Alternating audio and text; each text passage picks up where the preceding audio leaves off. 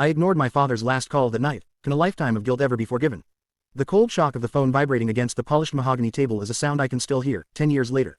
That sudden, brief buzz was the siren signaling the end of my world, and I was the fool who swiped the screen to silence it.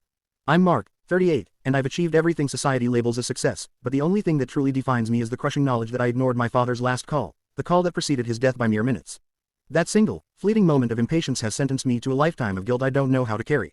Our relationship, mine and my father Arthur's, was never easy.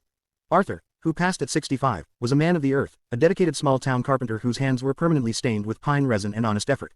I, on the other hand, chased the glitter of the city, trading sawdust for stock options and small-town loyalty for corporate ruthlessness. He viewed my ambition as a form of moral recklessness. I viewed his contentment as a lack of vision.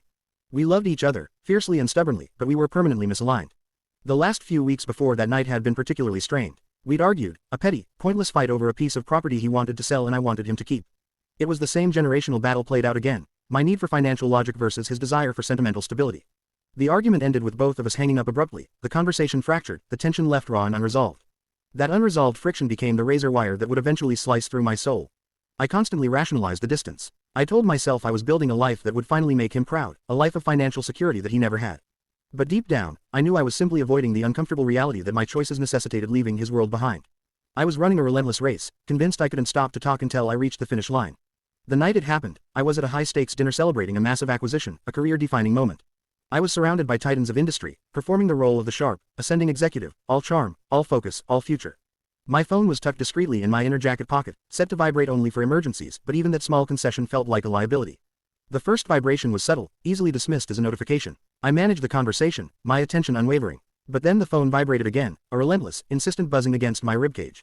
I knew immediately it was Arthur. He wasn't a man given to triple dialing. If he called more than once, it meant something was truly wrong, or at the very least, truly urgent. The third call came during the key toast, the moment I was supposed to be making eye contact with the CEO.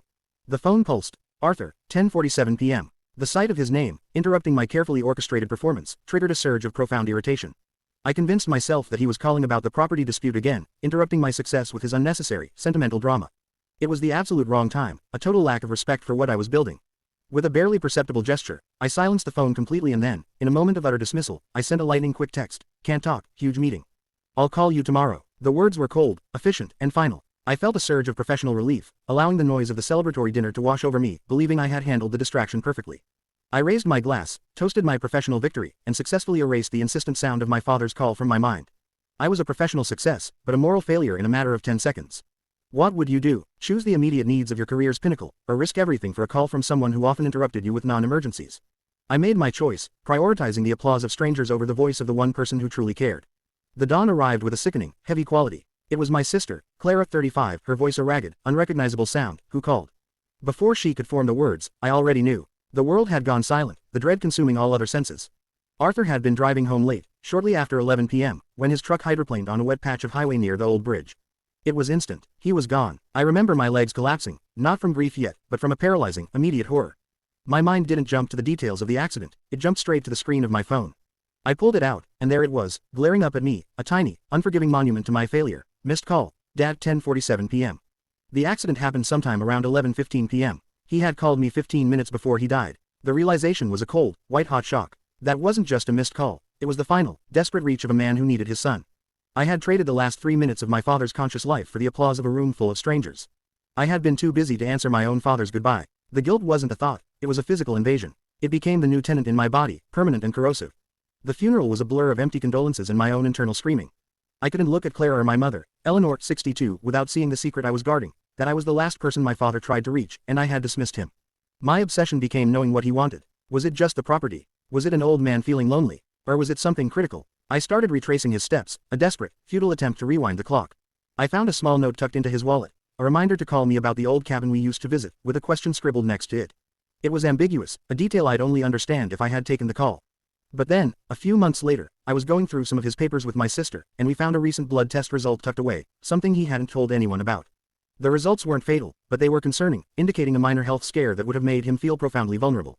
The ambiguity was worse than certainty. Was he calling because he was genuinely struggling and scared and needed to hear his son's voice?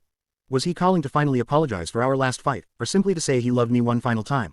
I will never know. The truth is sealed forever behind the barrier of my arrogance. The specific content didn't matter anymore. The content was simply my father reaching out, and my reply was a cold, brief text about a huge meeting.